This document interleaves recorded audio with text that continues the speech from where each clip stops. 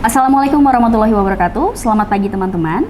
Saya Nadia Purnamasari, SIKOM MIKOM, dosen pengampu mata kuliah Manajemen Komunikasi SBK 621, yang mana mata kuliah Manajemen Komunikasi adalah mata kuliah untuk mahasiswa semester 6 dengan bobot 3 SKS.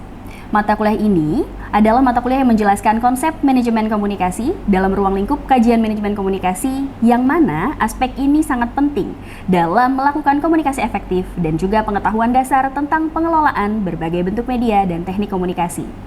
Mata kuliah ini juga berisi tentang pengenalan manajemen komunikasi dan tata kelola dalam organisasi, pemanfaatan manajemen komunikasi dalam mencapai keefektifan perilaku organisasi, dan strategi-strategi kepemimpinan dalam organisasi.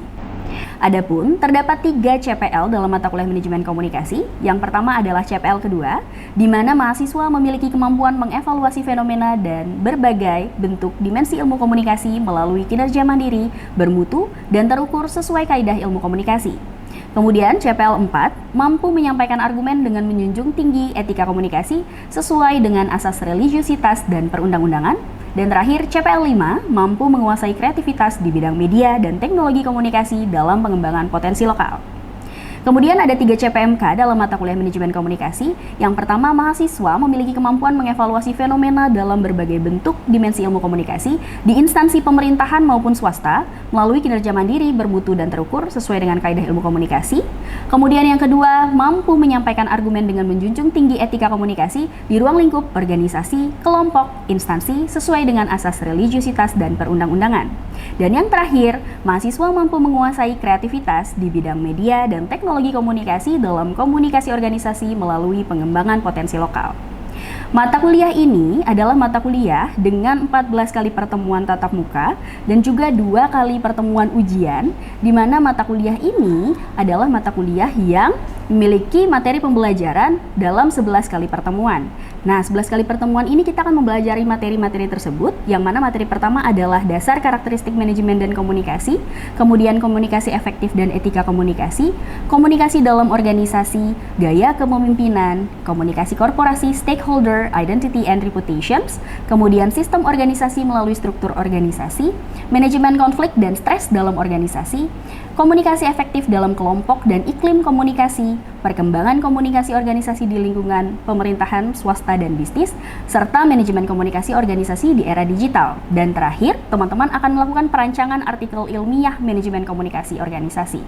Seperti yang sudah disampaikan tadi, bahwa mata kuliah ini terdiri dari 16 kali pertemuan, 14 kali pertemuan tatap muka, dan dengan 2 ujian, di mana metode pembelajaran pada mata kuliah ini adalah case study dan juga project based learning. Nah, dalam proses delivery, interaction, dan assessment, delivery dilakukan dengan metode penyampaian materi di dalam kelas, dan juga nanti materi akan dibagikan melalui digital berbasis online dengan adanya bantuan Google Classroom. Kemudian juga kita dapat memiliki grup WhatsApp, dan interaksi diberikan melalui proses interaksi dan diskusi di kelas, dan juga penyampaian materi secara langsung. Sedangkan dalam proses assessment atau penilaian, penugasan dilakukan dengan tes di kelas, diskusi kelompok melalui metode debate, dan juga UTS dengan presentasi analisis struktur organisasi, dan juga penugasan akhir yang sudah disampaikan sebelumnya berbasis proyek karya ilmiah, yakni artikel manajemen komunikasi organisasi. Presentase penilaian dalam mata kuliah dibagi menjadi 30% kehadiran, keaktifan, dan tugas terstruktur, kemudian juga UTS 30%, dan terakhir UAS di 40%. Pustaka-pustaka utama dalam mata kuliah ini adalah Komunikasi Organisasi Strategi Meningkatkan Kinerja Perusahaan oleh Wayne Pace R, dan juga The Value of Communication During a Crisis Insight from Strategic Communications Research dari COMS. Dan beberapa materi lainnya dapat teman-teman akses melalui Google Classroom dan juga di RPS. Terima kasih teman-teman, selamat belajar. Wassalamualaikum warahmatullahi wabarakatuh. Assalamualaikum warahmatullahi wabarakatuh. Waalaikumsalam. Baik, terima kasih teman-teman atas kehadiran teman-teman di mata kuliah kita, Manajemen Komunikasi. Teman-teman sehat hari ini? Alhamdulillah sehat ya. Oke, di siang hari ini kita akan sama-sama membahas terkait dengan pertemuan kita yang kelima. Ya, pertemuan kelima ini kita akan sama-sama membahas tentang gaya kepemimpinan. Nah, sebelum masuk ke materinya, saya mau refreshment sedikit teman-teman terkait dengan mata kuliah Manajemen Komunikasi. Seperti RPS yang sudah pernah saya jelaskan pada pertemuan pertama di mata kuliah ini. Mata kuliah ini memiliki CPL ya, teman-teman bisa lihat di layar bahwa CPL yang ada pada mata kuliah ini ada CPL 2, 4, dan juga 5. Ya, betul. Nah, ketiga CPL ini juga didukung oleh yang namanya CPMK. Nah, mungkin teman-teman bisa lihat di sini, CPMK-nya ada CPMK 1, 2, dan 3, di mana capaiannya itu sebenarnya untuk menunjukkan bahwa mata kuliah ini memberikan pemahaman terkait dengan komunikasi organisasi. Komunikasi ke kelompok. Betul. Dan yang terakhir adalah, ada apakah? Geser. Oke. Ada juga tentang kreativitas di media. Ya, di media komunikasi. Yang mana sebenarnya di dalam mata kuliah ini nanti kita akan sama-sama melihat bagaimana sih etika komunikasi baik komunikator maupun komunikan, dan bagaimana proses komunikasi korporasi yang ada di dalam pemerintahan maupun perusahaan. Di sini selain CPL dan CPMK-nya, kemudian juga di sini materi-materi mata kuliahnya sudah pernah saya jelaskan di awal, dan kita sekarang masuk pada materi kelima, di mana materi kelima akan membahas tentang gaya kepemimpinan. Nah, di gaya kepemimpinan ini kita akan melihat apa? Definisi dan sifat dari gaya kepemimpinan. Kemudian juga kita akan membahas satu teori dan juga model yang nantinya akan sama-sama teman-teman bedah ya, melalui project analysis case study. Oke? Siap teman-teman? Siap. Oke. Di materi terkait dengan gaya kepemimpinan di manajemen komunikasi. Nah, di sini kalau teman-teman lihat gambar ini, kira-kira apa yang terfikirkan sih ketika melihat gambar di sebelah kanan dan juga di sebelah kiri? Kenapa? Adanya pro dan kontra. Adanya pro dan kontra. Leadership. Yang lain mungkin? Otoriter. Bos. Dominasi. Ayo. Mengkoordinir. Kerjasama. Ada lagi? Perintah. Dalam kata-kata hari ini, ya, lewat gambar yang sudah tertera di layar, sebenarnya tidak ada yang salah. Ada leader, betul. Biasanya kita lihat leader ada di posisi mana? Di depan. Oke, good. Kemudian kenapa tadi saya dengar ada kata perintah, koordinir? Ada di mana kira-kira tergambarnya perintah? Gambar kedua ya. Nah, kenapa gambar kedua ini terlihat seperti perintah dan koordinir? Ada yang bisa menjelaskan? Tangan yang sedang menunjuk, seolah-olah memberikan arahan atau perintah. Good. Oke, karena kita sudah masuk ke pertemuan kelima, sebenarnya yang tadi teman-teman sampaikan tentang perencanaan, kepemimpinan, koordinasi, dan lain-lain tidak terlepas dari makna manajemen. Artinya dalam manajemen itu pengelolaan, pendistribusian, koordinasi harus jelas. Siapa yang jadi pemimpin dan siapa yang menjadi pengikut. Ada leader, pasti ada followers. Ya. Nah, di sini di materi kali ini kita akan membahas tentang leadership. Benar tadi, orang yang berada di depan. Tapi tidak semua orang yang berada di depan bisa menjadi leader. Di dalam leadership pasti ada 4 hal utama. Yang pertama namanya motif. Datang ke kampus, motifnya mau ngapain? Belajar. Kalau misalnya jadi pemimpin, motifnya mau? Memimpin. Memberikan motivasi. Memberikan arahan. Mengkoordinasi. Dan mencapai tujuan. Good. Jadi dari semua jawaban tadi, itu goalsnya. Motif pemimpin terlihat berhasil ketika tujuan itu tercapai. Karena tujuan organisasi, tujuan korporasi, tujuan perusahaan dan pemerintahan itu bukan punya pemimpin doang, but pemimpin dan followers tadi. Ya, jadi kenapa dibilang itu jadi syarat pertama? Karena motifnya harus sangat jelas. Oke, nah setelah kita tahu yang paling jelas adalah motif, kedua adalah create. Sekarang kita sering banget dengar kata content creator. Create itu apa? Membuat. Selain membuat?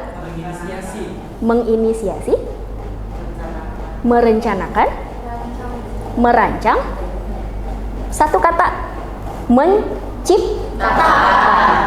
Ya, menciptakan itu adalah proses yang tadi ada dalam inisiasi, ada dalam pengorganisasian, pengkoordiniran, dan juga dalam proses create. Makanya ada gambar lampu, ya, seolah-olah bersinar. Ide-ide dari seorang pemimpin itulah yang paling mahal. Ya, kita nggak bisa menebak isi kepala seorang pemimpin kalau nggak berkoordinasi dengan beliau, nggak bekerja sama dengan beliau, tidak pernah melihat pola dan tanggung jawabnya. Saya yakin teman-teman di sini nanti suatu saat nanti akan menjadi pemimpin. Amin. Amin. Ya, pemimpin dalam lingkup terkecil maupun terbesar sekalipun. Artinya, ya, ketika bisa membuat suatu inisiasi, menciptakan sesuatu, teman-teman bisa menghidupkan organisasi, perusahaan maupun pemerintahan tadi ya. Nah, yang ketiga tidak terlepas dari keilmuan kita, communicate. Artinya ada proses komunikasi, ada interaksi. Betul. Nah, proses komunikasi dan interaksi ini juga tidak terlepas dari yang namanya drive change. Pernah dengar nggak kata ini? Belum pernah? Baru pertama kali dengar? Ya. Ini adalah kosakata keren gitu ya di dalam organisasi dan juga perusahaan gitu ya. Kalau kata anak sekarang, drive change ini ketika seseorang leader, ketika dia memimpin, dia bisa membawa suatu perubahan. Perubahan inilah yang sering kita bilang gebrakan gitu. Ketika kita bisa melawan segala sesuatu yang sudah sangat mainstream dengan hal baru, tapi berujung pada goals yang maksimal gitu. Nah, goals maksimal itu bisa dicapai dengan apa? Dengan tujuan kepemimpinan. Jadi nggak lari jauh dari keempat tujuan. Kalau teman-teman lihat di sini ada 4 tujuan. Ada yang pertama, menegakkan dan mempertahankan motivasi tadi. Jangan sampai ketika kita punya pengikut, motifnya turun. Mereka sedang dalam kegalauan gitu ya, punya problem, ada dalam keadaan toksik mungkin. Kita nggak sadar, kita gagal loh jadi pemimpin. Karena kita tidak peka dalam emotional thinking. Ya, kita harus bisa melihat nih sebagai pemimpin, kita juga nggak boleh acuh gitu ketika melihat pengikutku kok 3 hari sakit, terus dia nggak izin. Boleh nggak seorang pemimpin nelpon untuk tanya? Boleh. Apakah itu menurunkan pride dan egonya? Enggak. Ya, justru itu malah salah satu motif terbaik ketika kita tahu bahwa pekerja kita, tadi pengikut kita sedang dalam keadaan yang tidak baik-baik saja. Gitu ya. Nah, kemudian di sini ada juga pemimpin bertindak memperlancar produktivitas, moral tinggi. Mungkin teman-teman sering dengar kata-kata capacity building. Dan itu juga bagian dari mata kuliah kita.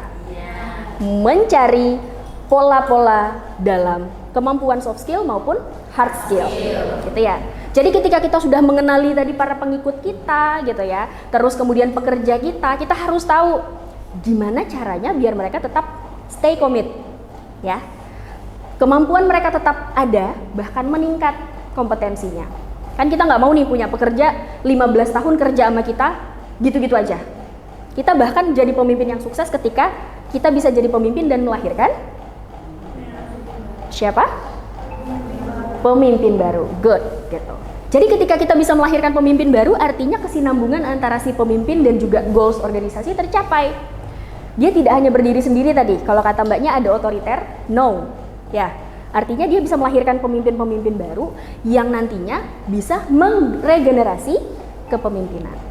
Ya, jadi proses regenerasi kepemimpinan itu tidak sesat-set yang teman-teman kira, gitu. Dia by proses. Makanya tadi ada proses namanya drive change, bahwa perubahan itu nggak bisa serta-merta kita dapatkan kalau nggak ada proses, gitu ya. Kemudian yang ketiga adalah kepemimpinan diwujudkan dengan gaya kerja dan rekan yang konsisten. Pernah dengar toxic relationship? Pernah. Pernah pasti. Next, di beberapa pertemuan ke depan kita akan membahas tentang toxic relationship. Ketidakseimbangan kerja. Kemudian rekan kerja yang tadi katanya toxic, bahkan ada juga bos yang katanya toxic. Gitu ya. Ini menjadi hal yang menarik karena beberapa tahun belakangan ini fenomena ini menjadi tema-tema yang cukup signifikan, merusak beberapa ranah gitu ya. Salah satunya adalah banyak katanya Gen Z itu Generasi strawberry. Karena apa? Ya karena salah satunya tadi, mereka terlalu menye-menye untuk hidup dalam toxic relationship. Padahal sebenarnya apa? Nah, di komunikasi, dalam manajemen komunikasi itu dibahas loh, gitu. Bahwa sebenarnya toxic relationship itu tidak benar-benar lahir karena keadaan aja, tapi ada andil dari peran pemimpin dan bahkan pengikut, sehingga lingkungan dan wadah tadi menjadi tidak steril, tidak sehat. Nah, apa yang harus dilakukan pemimpin? Memberikan gaya kerja, budaya kerja yang nyaman.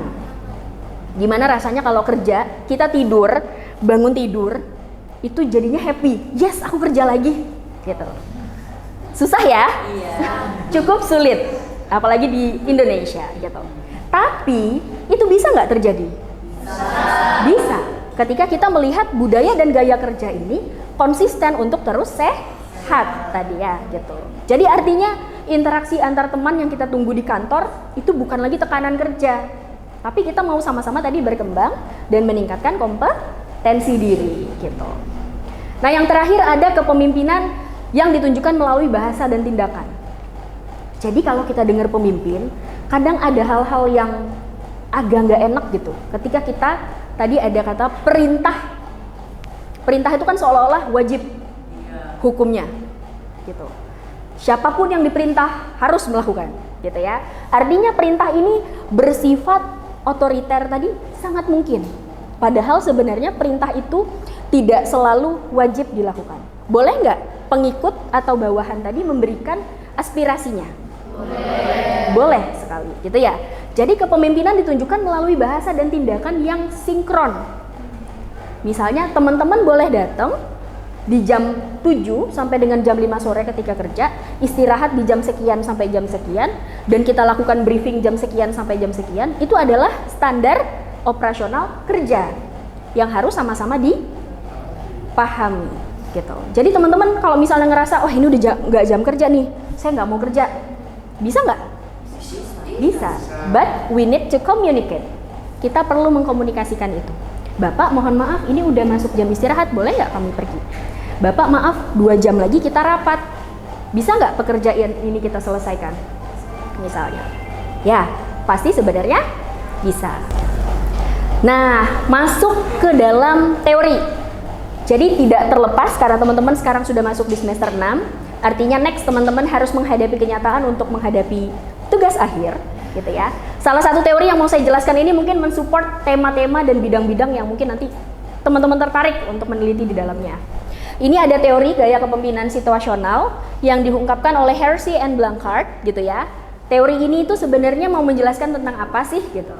Nah, ternyata teori ini menjelaskan siklus kehidupan manusia, di mana ketika pemimpin itu menjadi seorang pemimpin, dia cenderung melakukan tindakan-tindakan yang berbeda dari satu masa ke masa yang lain sesuai dengan situasi yang cocok untuk digunakan.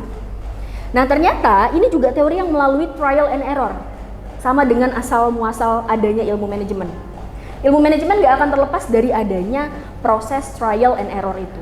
Nah, makanya ketika ada teori gaya kepemimpinan situasional, kita berusaha menerapkan bagaimana komunikasi yang efektif, bagaimana kira-kira dua pihak antara si atasan, bawahan, pemimpin, dan juga pengikutnya bisa sama-sama mendiagnosis situasi dan bisa sama-sama mencapai tujuan.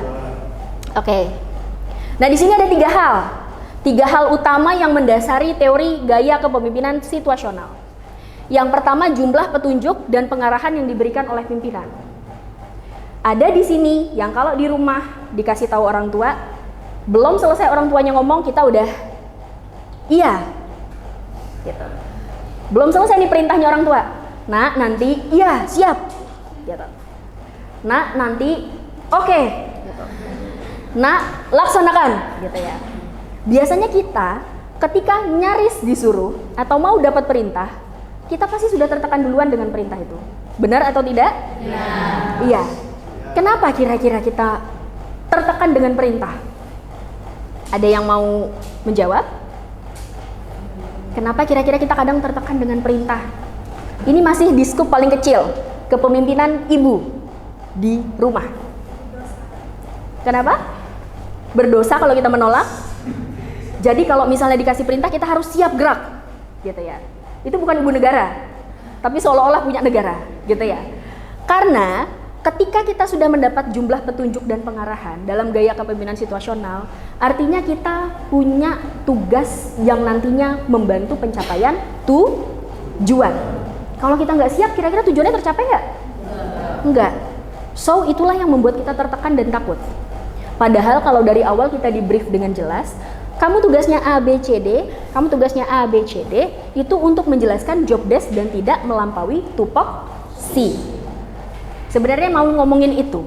Artinya, kalau kalian diberikan pekerjaan yang di luar kemampuan kalian dan di luar job desk kalian, kalian punya kuasa untuk menolak itu.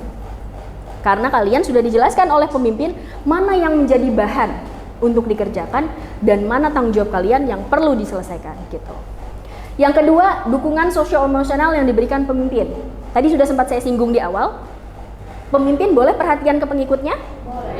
Boleh, gitu ya. Pengikut pun boleh perhatian ke pemimpin.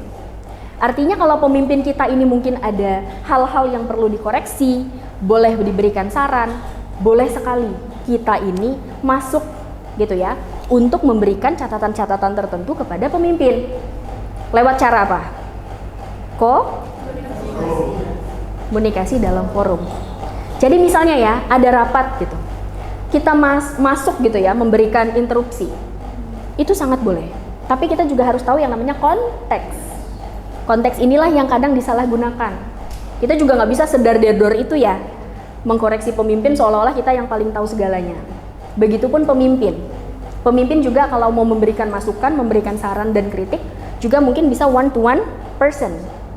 Agar yang lain itu tidak tahu. Dan dalam agama pun seperti itu ya, gitu. Artinya konteks dukungan sosio-emosional ini perlu kita perhatikan sebagai bagian dari ketercapaian gaya kepemimpinan situasional. Yang terakhir adalah tingkat kesiapan dan kematangan. Nah, kenapa tadi pemimpin disebutkan adalah tidak semua orang bisa jadi pemimpin. Walaupun dia ditunjuk sekalipun, kalau dia nggak bisa ya, dia tidak akan bisa melaksanakan kemampuannya untuk menjadi pemimpin. Artinya dia sadar ketika dia ditunjuk menjadi pemimpin, dia punya segudang beban dan tanggung jawab yang harus diselesaikan untuk mencapai goals tadi. Sehingga goals yang tercapai tadi bisa terrealisasi lewat model. Nah, kenapa ini saya jelaskan ada teori dan ada model? Akan ada dua fungsi kalau dalam ilmu komunikasi. Teori itu nanti akan membantu kalian membahas temuan kalian. Model ini nanti kalian bisa memasukkan temuan-temuan kalian. Ada di model yang mana sih pemimpin itu ketika dia memahami sebuah situasi. Gitu ya. Nah, di sini ada beberapa alur. Alurnya naik turun gitu ya, sesuai dengan bagaimana seorang pemimpin itu nanti bisa mempengaruhi perilaku hubungan, perilaku kerja, dan juga kesiapan pengikut. Makanya di sini kenapa disebutkan ada followers atau pengikut yang kemampuannya tinggi, moderat, dan juga rendah. Nah, nanti di sini dalam model ini teman-teman melakukan analisis ya dari kasus yang akan kita bahas di akhir pertemuan ini. Oke. Kesimpulannya apa? Nah, dari tadi panjang lebar gitu ya, kita menjelaskan ada gaya kepemimpinan, dan bahkan ada tadi pengikut gitu ya.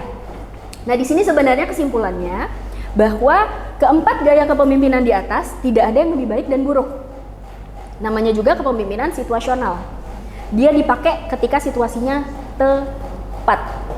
Makanya kenapa pemimpin itu harus punya yang namanya strategi. Sampai di sini ada yang mau ditanyakan? Tidak ada? Belum ada?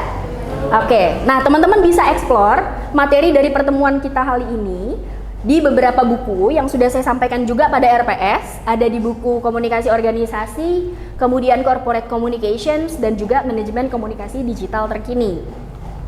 Saat ini juga saya dalam proses menulis buku untuk mata kuliah manajemen komunikasi. Nanti teman-teman bisa membacanya untuk membantu penugasan maupun juga penulisan tugas akhir.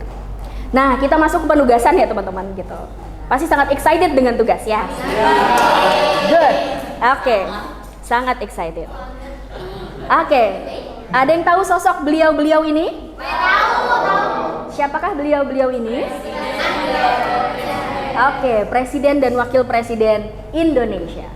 Nah, kira-kira kita mau membahas apa? Ya, tentang Presiden dan Wakil Presiden Indonesia. Kalau kita tadi ngomongin gaya kepemimpinan, berarti kita mau ngomongin apa nih dari beliau-beliau ini? Gaya kepemimpinannya beliau. Yes, that's true. Kita mau lihat dari data. Ya, jadi di sini ada data yang misalnya kita lihat di sini memuat tentang grafik. Ya, grafik apa? Grafik terkait data-data respons terhadap perkataan dan retorika oleh Bapak Prabowo dan juga Pak Gibran gitu. Dalam kepemimpinan 100 hari kerjanya beliau di bulan Oktober sampai dengan Februari.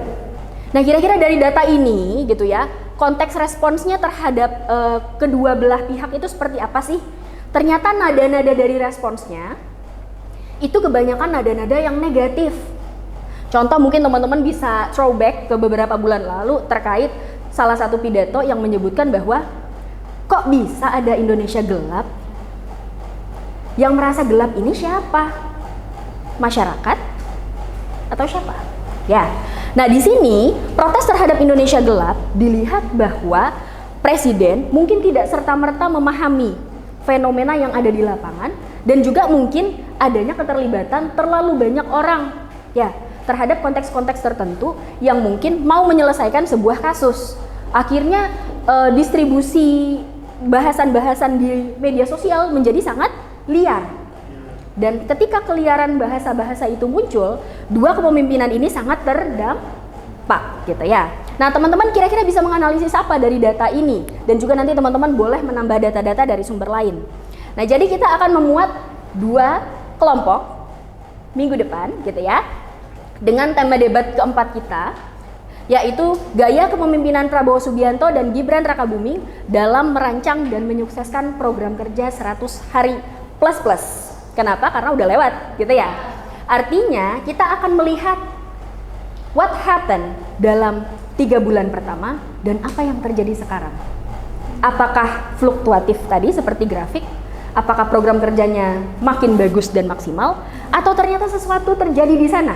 Ada problem, ada dinamika, dan lain sebagainya. Kita bagi tim pro dan kontra melalui sayap ini saja. Tim kanan kita sepakati menjadi tim pro, tim kiri menjadi tim kontra. Oke. Nah, di sini apa yang teman-teman akan lakukan? Dalam analisis case study ini, nanti teman-teman bisa terbagi menjadi 2 kelompok seperti yang sudah saya tentukan tadi, dan carilah data-data yang terkait untuk mendukung tema ini. Pastikan masing-masing kelompok nanti punya keynote speaker untuk memulai debatnya, dan teman-teman yang lain juga mempunyai analisis-analisis pendukung untuk saling berargumen. There is no rights and wrong. Dalam debat, semua bisa berargumen. Ya. Dan kemudian pecahkan kasus tersebut dengan teori dan juga model yang sudah dijelaskan tadi. Bagaimana kira-kira dua pemimpin ini membaca situasi? Apakah dia bisa menerapkan gaya kepemimpinan situasional atau justru malah mereka terlena dengan problem dan dilema tadi, gitu ya. Nah, di sini yang harus kita perhatikan adalah teman-teman mencari data tidak hanya pada berita-berita online dan juga jurnal-jurnal, tapi teman-teman boleh surfing di internet, di sosial media. Karena tadi seperti yang saya sebutkan di awal, data yang diperoleh ini adalah data-data terkait dengan statement respons oleh masyarakat sebagai followers atau pengikut dari kepemimpinan Pak Prabowo dan juga Gibran. Sampai di sini paham? Paham. Ada yang mau ditanyakan teman-teman? Sejauh ini? Cukup? Ada? Sudah cukup. Oke. Kalau sudah cukup, saya harap teman-teman bisa mengerjakan penugasan ini dengan baik.